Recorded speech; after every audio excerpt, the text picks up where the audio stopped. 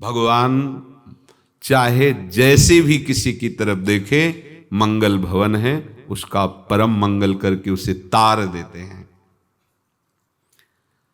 जब रामादल में विराजमान ये सब बड़े भाग्यशाली जन और विपक्ष में रावण के पक्ष में जितने थे, जब युद्ध पूर्ण हुआ तो अमृत की वर्षा हुई, एक भी निशाचर जीवित नहीं हुआ। जितने रामादल पक्ष के थे सब जीवित हो गए। तो आश्चर्य हुआ कि अमृत तो दोनों दल में वर्षा, फिर असुर पक्ष में कोई जीवित ही नहीं हुआ। बोले इसलिए कि जब युद्ध हो रहा था तो सबकी दृष्टि में भगवान राम थे, सम्मुख थे ना, तो जितने पधारे वो सीधे भगवान के परम धाम गए, और जो रामादल के पक्ष में थे उनके सामने असुर थे। तो इसलिए जो अमृत वर्षा, तो भालू कपि आदि ये सब जीवित हो गए, पर एक भी निशाचर नहीं, क्योंकि भगवान के स्वरूप को प्राप्त हो गए। भगवान गुस्सा करते दिखाई देते पर उनको गुस्सा आता नहीं है। इतने कृपालु हैं, अपने कोई छाती पे लात मारे आके तो क्या करेंगे अपने लोग, थोड़ी तो गुस्सा आई जाएगी, बेमतलब आप हमारी छाती पे लात मार रहे। लेकिन भृगु जी ने बेमतलब मारा जाके, परीक्षा के लिए को या जैसा। भगवान क्या बोले, ओहो मुझे पता नहीं था, हे ऋषिवर, पता होता तो मैं आपकी अगवानी करता, आपके चरण प्रक्षालन करता। और चरण दबाने लगे कि ये हृदय बड़ा कठोर है, आपके बड़े कोमल चरण हैं, कहीं आपके चरणों में चोट तो नहीं लग गई। भृगु जी के आंसू आ गए कि ऐसी कृपा तो हम, और बोले आपका ये चरण चिन्ह कभी भी अवतार लूंगा तो ये जरूर रखूंगा। भृगु चरण चिन्ह भगवान धारण कर, कितने कृपालु। उनको कहीं गुस्सा आ सकता है, भगवान को गुस्सा नहीं आता। वो असुरों को भी वो परम पद देते हैं जो बड़े बड़े मुनिजन साधना करके, तपस्या करके चाहते हैं। वो पद भगवान असुरों को दे देते हैं थोड़ी देर की क्रोध लीला करके। ऐसा कोई न समझे कि भगवान नाश कर देते हैं, कभी कहीं ऐसा उदाहरण नहीं आया। जो भगवान में कैसे भी जुड़ गया, चाहे क्रोध से, चाहे काम से, चाहे लोभ से, कैसे भी, उसका परम मंगल हुआ, आज तक शास्त्र साक्षी हैं।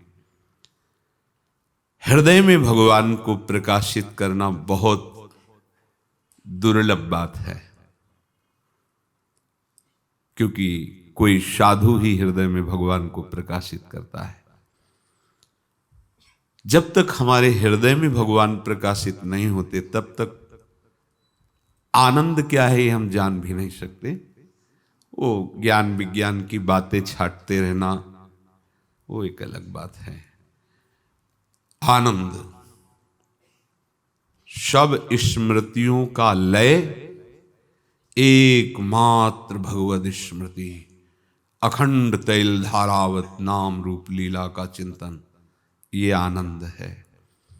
और ये जिसके हृदय में होता है, भगवान एक क्षण के लिए उनका हृदय नहीं छोड़ते हैं। भगवान कह रहे हैं, परित्राणाय साधूनां विनाशाय च दुष्कृतां धर्म संस्थापनार्थाय संभवामि युगे युगे। अपने प्राण प्रिय भक्तों की, संतों की रक्षा करने के लिए और पाप कर्म करने वालों का विनाश करने के लिए, धर्म की भली भांति स्थापना करने के लिए मैं युग युग में प्रकट होता हूं, अपने को प्रकाशित करता हूं। परित्राणाय साधूनाम। साधु जनों के द्वारा कभी अधर्माचरण नहीं होता। साधुते होए न कारज हानि। जो वास्तविक भगवान के चरणों का आश्रय लिए हुए हैं, उनके द्वारा कभी किसी का अहित अमंगल कभी नहीं हो सकता। वही संत जन ही धर्म की ध्वजा है। सच्ची मानिए, कलयुग तभी अपना विस्तार कर पाएगा जब संत महात्मा अंतर्धान हो जाएंगे। इस पृथ्वी में जब तक नाम जप करने वालों की चरण रज है, तब तक कलयुग अपना पूर्ण प्रभाव नहीं डाल सकता। जब तक श्री गिरिराज जी महाराज विराजमान हैं, गंगा यमुना जी विराजमान हैं, भगवत प्रेमी महात्मा जन विराजमान हैं, राज्य इसी का है, कलयुग का ही है, पर अपना पूरा प्रभाव नहीं दिखा सकता। इसलिए भगवान संतों को बहुत प्यार करते हैं, क्योंकि उनका जीवन केवल जगत मंगल के लिए होता है। संत का हृदय कैसा होता है, गोस्वामी जी स्वयं संत हैं, वो लिख रहे हैं, संत हृदय नवनीत समाना। संत का हृदय मक्खन के समान कोमल होता है। फिर विचार किया कि ये तो गड़बड़ हो गया, मक्खन में दोष है। जब स्वतः आंच लगती है तो पिघलता है, तो ये साधुता का लक्षण नहीं है। स्वतः आंच लगने पर द्रवित होना, ये साधुता का लक्षण नहीं। तो आगे लिखना, कहा कविन पर कहीं न जाना, निज परिताप द्रवै नवनीता,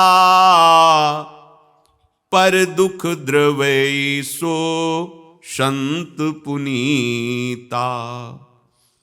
निज ताप लगने पर मक्खन द्रवित होता है, नवनीत द्रवित होता है, पर संत निज ताप को सह जाते हैं और पर दुख को देखकर वो सह नहीं पाते। उनका हृदय द्रवित हो जाता है और वो हट कर बैठते हैं भगवान से, अब आपको ये करना ही होगा, अपने लिए नहीं, जगत मंगल के लिए। भगवान पिता हैं और भगवत प्रेमी महात्मा हमारी माता है।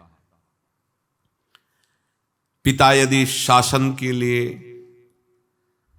दंड देने पर उतारू हो जाए तो एक अगर कोई रोक सकता है तो मां ही रोक सकती है। जब प्रभु रूपी पिता देखते हैं कि हमारे बार बार कृपा करने पर, समझाने पर ये नहीं मानता, जैसे पिता समझा रहा है पढ़ना पड़ेगा तुम्हें, हम पैसा खर्चा करते हैं, तुम्हारी सारी सुख सुविधाएं इच्छा अनुसार पूर्ण करते हैं, तो तुम्हें पढ़ना ही पड़ेगा। जब देखते हैं प्रमाद करता है पढ़ने, तो मारने को दौड़ते हैं। तो मां यद्यपि पतिव्रता है, पतिव्रता कभी अपने पति का विरोध नहीं करती, पर वहां विरोध कर देती है, आप नहीं मारोगे, बीच में आ जाती है, आप मुझे मार सकते हैं, इसे नहीं मार सकते। तो क्या वो पति के विरोध में है? नहीं, ये उसका वात्सल्य है। उसके पातिव्रत धर्म में कोई फर्क नहीं पड़ता। ये उसका वात्सल्य है कि वो बच्चे का पक्ष लेकर अपने पति से भी लड़ जाएगी। ऐसे भक्त हैं। भक्त क्या भगवान की अनन्यता को नहीं जानते क्या? कृपा को नहीं जानते क्या? महिमा को नहीं जानते हैं?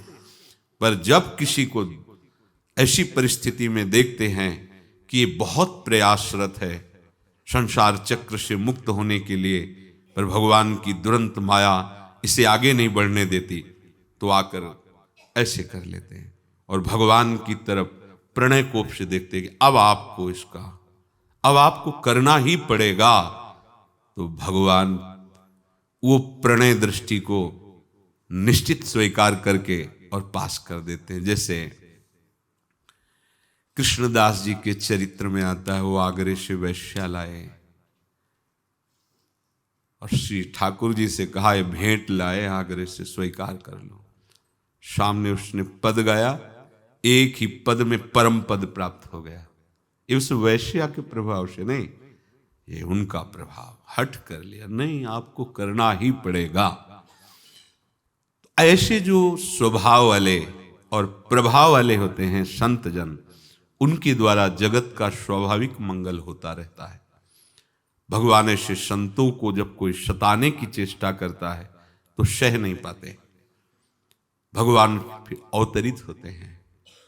जब बहुतायत हो जाती है ऐसे राक्षसों की, जो केवल सुसुख वासना के पोषण में धर्म क्या है, सिद्धांत क्या है, मंगल क्या है, सब भूल जाते हैं, तब मंगल भवन स्वयं अवतरित होते हैं। कहते हैं परित्राणाय साधु नाम, ऐसे संतों की रक्षा के लिए।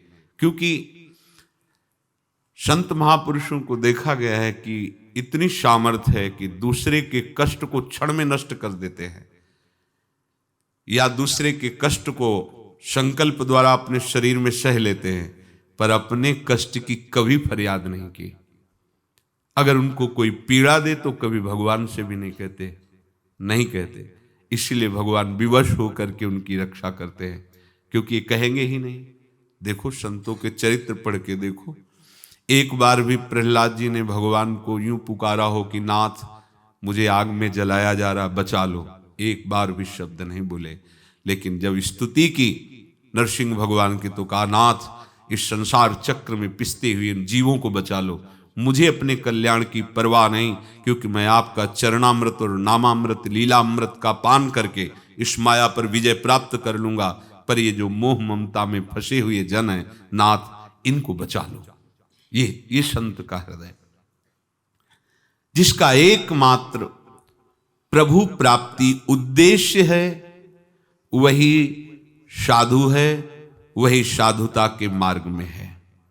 और जिसका नाशवान संसार के भोग, नाशवान संसार के संबंध, नाशवान संसार के सम्मान प्रतिष्ठा उद्देश्य है, उसी में असाधुता है। असत और परिवर्तनशील वस्तु में महत्व बुद्धि सद्भाव हो जाने से कामनाएं पैदा होती हैं, और जैसे जैसे कामनाएं बढ़ती हैं वैसे वैसे राक्षसी भाव बढ़ता है। और जब शास्त्र और संत और भगवंत पर श्रद्धा बढ़ती है तो कामनाएं क्षीण होने लगती हैं। ज्यों ज्यों कामनाओं का नाश होता है त्यों त्यों साधुता बढ़ती है। ज्यों ज्यों कामनाएं बढ़ती हैं तो असाधुता बढ़ती है, राक्षसी भाव आता है। और जैसे जैसे कामनाएं घटती वैसे वैसे साधुता आती, दैवी सद्गुण हृदय में प्रकाशित होते हैं। असाधुता का, राक्षसी भाव का मूल हेतु कामना, भोगों की कामना, भोग सामग्रियों का संग्रह सबसे बड़ा दोष ये है। भोगों की कामना, भोग सामग्री का अधिक से अधिक संग्रह, ये राक्षसी भाव पैदा करता है। कामनाओं का त्याग, अपने समीप जितनी भी वस्तुएं हैं वो सब जगत सेवा के लिए भगवान ने दी है। निरंतर भगवान का स्मरण, भगवान का आश्रय, ये साधुता है। चाहे वो गृहस्थ हो, चाहे वो विरक्त हो, साधुता दोनों में होती है जो भगवान का भक्त होता है। साधु पुरुष के भावों और क्रियाओं में ऐसी मंगल भावना, ऐसी मंगल क्रियाएं होती हैं। पशु पक्षी, वृक्ष पर्वत, मनुष्य, देवता, पितर, ऋषि मुनि, सबका मंगल करने की सामर्थ्य भगवत भक्त में होती है। जहां नाम कीर्तन हो रहा है, जहां भगवत चर्चा हो रही, भगवत सेवा हो रही, जय जय ध्वनि हो रही, जगत मंगल होता है।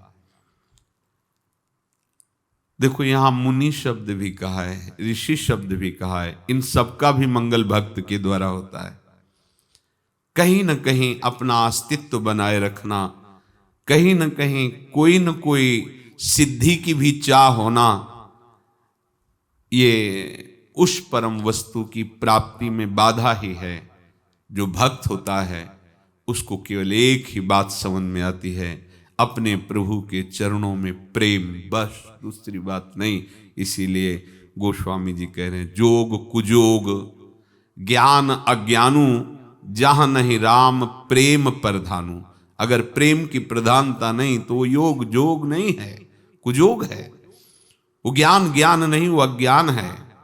शो शब धर्म करम जरि जाऊ, जहां न राम पद पंकज भाऊ। अपने आराध्य देव के चरणों में भाव भरा प्रेम नहीं तो सब कर्म धर्म किस काम के। तो हेतु रहित जग जुग उपकारी, तुम और तुम्हार सेवक असुरारी।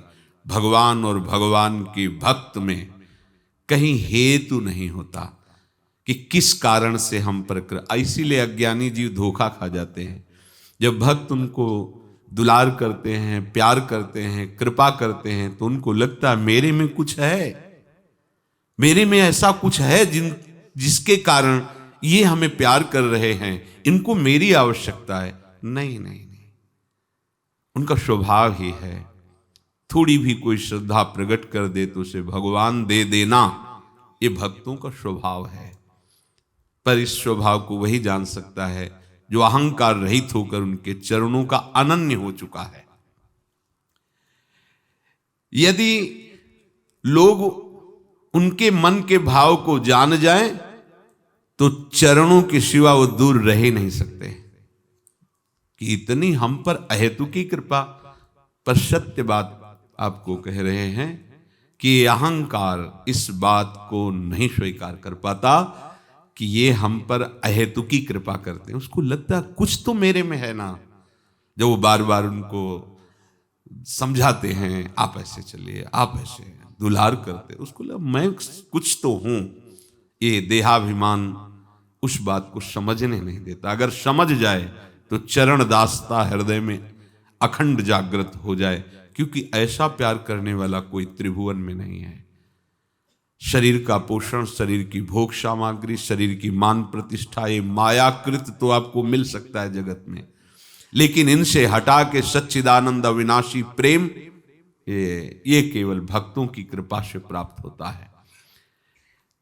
भगवान साधु पुरुषों की रक्षा करने के लिए आते हैं। साधु पुरुषों को जब ये दिखाई देता है कि अब मेरे बस की बात नहीं रह गई, रोग इतना बढ़ गया है, ये अब हमारे संभलने को, तो बड़ी जगह ट्रांसफर कर दिया जाता है कि अब हमारे अस्पताल में तुम्हारी दवाई नहीं हो सकती, क्योंकि अब ऑपरेशन ही होगा सीधे, अब दवाओं से दबने वाला नहीं। तो फिर परम वैद्य भगवान का सब मिलकर चिंतन करते हैं, पुकारते हैं, भगवान पधारते, फिर सुदर्शन चक्र आदि से ऑपरेशन करते हैं, अपने दिव्यास्त्रों से ऑपरेशन करते हैं, उसे परम पद पहुंचा देते हैं। भक्तों में सांसारिक पदार्थों का महत्व, सांसारिक पदार्थों की प्राप्ति का उद्देश्य होता ही नहीं है। बहुत ध्यान से सुनिए, भक्तों में सांसारिक पदार्थों का महत्व, सांसारिक पदार्थों का उद्देश्य होता ही नहीं है। भक्तजन बड़ी से बड़ी प्रतिकूलता, बड़े से बड़े अपमान और दुख को विशेष प्रसन्नता पूर्वक सहन करते हैं, विशेष प्रसन्नता पूर्वक। हरि की विशेष कृपा है ऐसा मानकर। सच्ची मानना अनुकूलता ऐसा विष है जो भगवान से विमुख कर देती है। कुंती जी ने बहुत सोच विचार के बात कही थी कि पग पग पर हे जगत गुरु मुझे प्रतिकूलता मिले, विपत्ति मिले, क्योंकि जब विपत्ति और प्रतिकूलता होती तो आर्त भाव आता है, जब आर्त भाव से पुकार होती तो ठाकुर सामने होते हैं। जब अनुकूलता मिलती है तो हृदय में कहीं न कहीं सुख भोगने की लालसा होती है, और भगवत विमुखता का मूल कारण किसी भी वस्तु व्यक्ति स्थान से सुख लेना है।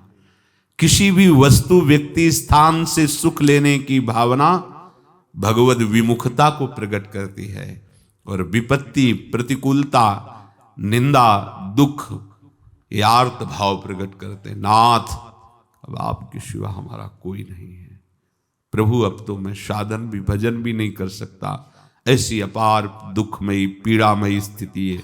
हे नाथ, कोई अब हमारा सहारा नहीं, प्रभु आप ही सहारे हो। एकदम तदात्म भाव। प्रतिकूलता, ध्यान दीजिए, प्रतिकूलता, अपमान, विपत्ति से जितना आध्यात्मिक लाभ होता है उतना किसी साधना से नहीं। डरते हैं हम लोग इससे। प्रतिकूलता न मिले, अपमान न मिले, तिरस्कार न मिले, दुख न मिले। और सिद्धांत क्या कह रहे हैं? यही आध्यात्मिक उन्नति की चढ़ाई चढ़ाता है। अपमान, तिरस्कार, प्रतिकूलता, दुख। वास्तव में भक्ति का वर्धन प्रतिकूलता में ही होता है। सांसारिक भोगों का राग, सांसारिक संबंधों में आसक्ति, इसी का नाम पतन है। सांसारिक भोगों का राग, मिले और भोगूं, सांसारिक संबंधों की आसक्ति या अमुक, इसी का नाम आध्यात्मिक पतन है। और प्रतिकूलता, विपत्ति, दुख में ये सांसारिक आसक्ति की धज्जियां उड़ जाती हैं। क्योंकि कोई जब किसी काम का नहीं रह जाता जगत के, तो उससे कोई नहीं पूछता, कोई नहीं पूछता। सच्ची मानना, अगर कोई पूछ रहा है तो कुछ है पूछ उसके पास, इसलिए पूछ रहा है। अगर नहीं है तो कोई नहीं पूछता है। इसीलिए भगवान भक्तों को अपनी तरफ से प्रतिकूलता भेजते रहते हैं। प्रश्न करने वाले ध्यान से सुन लो कि भजन में दुख क्यों मिलता है, प्रतिकूलता क्यों मिलती है? तो आपकी आध्यात्मिक उन्नति के लिए, आपको परम पद में बैठाने के लिए, आपके हृदय में जो बैठा हुआ है कि आपको कोई प्यार करता है, ये सत्य अनुभव कराने के लिए भगवान आपको प्रतिकूलता देते हैं, तिरस्कार देते हैं, दुख देते हैं। विनाशाय च दुष्कृताम।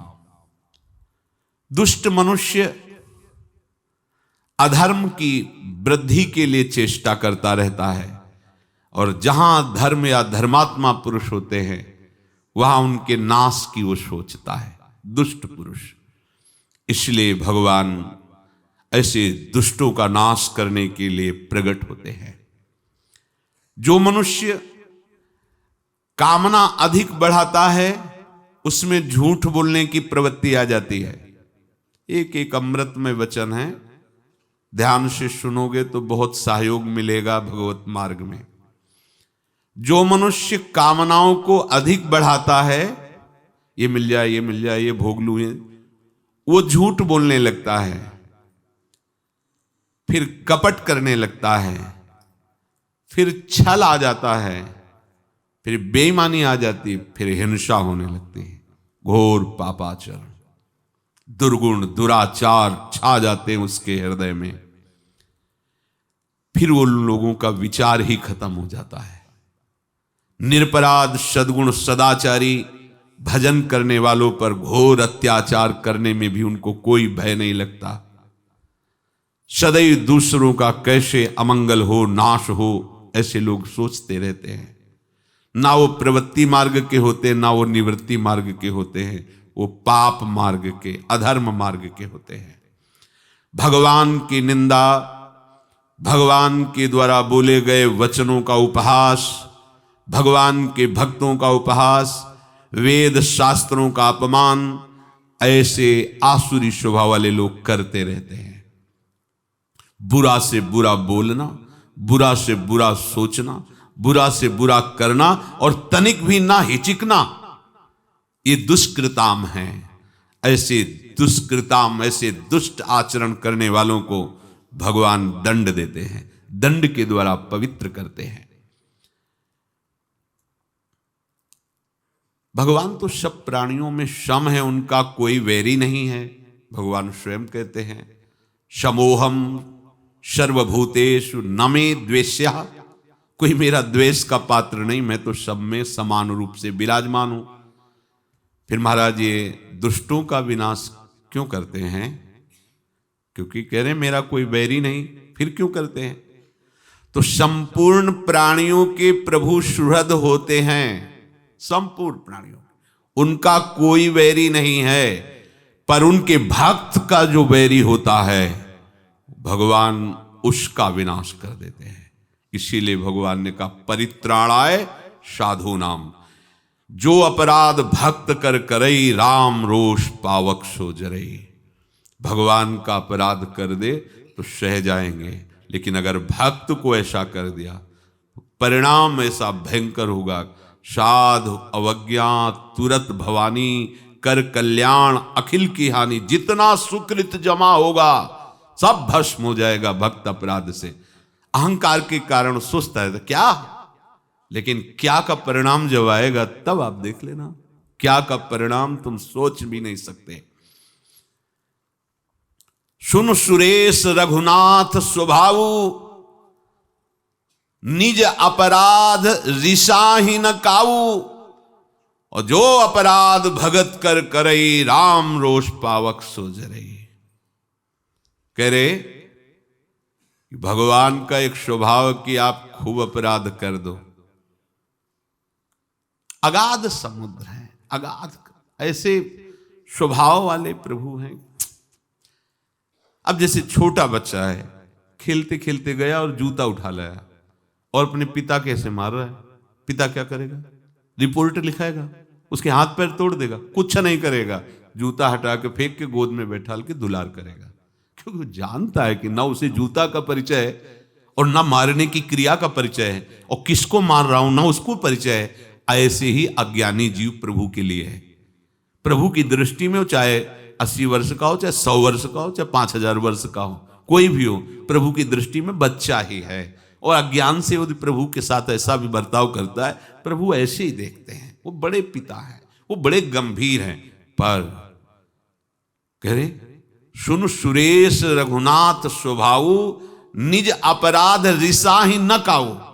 लेकिन जो अपराध भक्त कर करई राम रोष पाव। अगर भक्त का अपराध कर दिया तो फिर भगवान का रोष तुम्हें भस्म कर देगा, तुम्हें नष्ट कर देगा।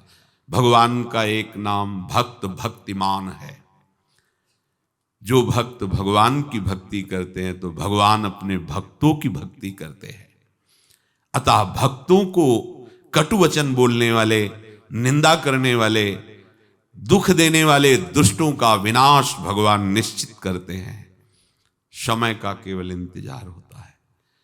कभी कभी जब ऐसा हो कि चुप रहो, शांत रहो, सह जाओ, नाम जप करो, उसका भी मंगल हो, ऐसी भावना करो। भगवान जाने जैसा, तुम तो उसका भी मंगल मनाओ।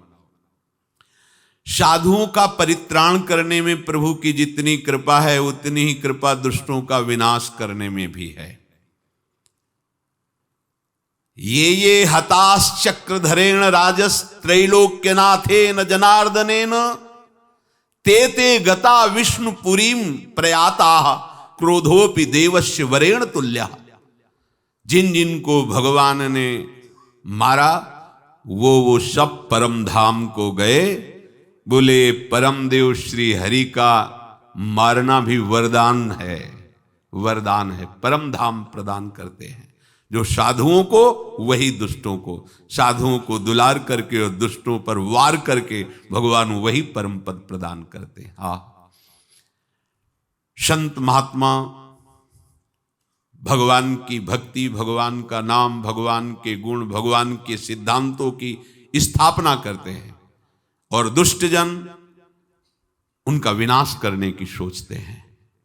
दुष्टों का विनाश करने का कार्य फिर भगवान अपने हाथ में ले लेते हैं। दुष्टजन साधु के द्वारा स्थापित भक्ति, नाम कीर्तन, गुण कीर्तन, सिद्धांत स्थापना, इसका वो विरोध करते, इसका विनाश करते, तो उनके विनाश का कार्य भगवान अपने हाथ में ले लेते हैं। तुम भजन करो, हम देख लेंगे। भगवान उन दुष्टों को भी दंड से शुद्ध और पवित्र बनाकर अपना स्वरूप प्रदान करते हैं। आहा, भगवान किसी भी जीव के साथ द्वेष, वैर, विरोध ये किंचन मात्र नहीं रखते, प्रत्युत समान रीति से सबको सामर्थ्य देते हैं, उनका पोषण करते हैं। इतना ही नहीं, भगवान को जो नहीं मानते, भगवान की निंदा करते हैं, भगवान उनको भी पृथ्वी में रहने के लिए स्थान देते हैं। देखो ना भगवान का प्यार, जैसे महात्मा भूमि पे रह सकता है तो दुष्ट आत्मा भी भूमि पे रहता है। भगवान ऐसा नहीं करते कि वो जहां पैर रखेगा तो धंस जाएगी भूमि और मर जाएगा। भगवान के इस विधान में कहीं पक्षपात नहीं देखोगे। अगर महात्मा का पेट भरने के लिए अन्न देते हैं तो दुष्टों को भी पेट भरने के लिए प्रभु देते हैं। उनकी भी भूख जो वो पाना चाहते हैं मिटाते हैं भगवान। वायु अगर संत महात्माओं को देते हैं तो वायु दुष्टों को भी देते हैं। सूर्य सबको प्रकाश बराबर देता है, जल सबके प्राण पोषण के लिए भगवान बराबर देते हैं, चाहे वो दुष्ट हो चाहे महात्मा हो। ये तो पिता का जैसे पोषण करने का स्वभाव होता है, ऐसा अब उद्दंडता का तुम्हें फल मिलेगा। अब जैसी तुम कर्म की वृत्ति रखोगे उसके अनुसार भगवान का स्वरूप वैसे ही आपके अनुभव में आएगा।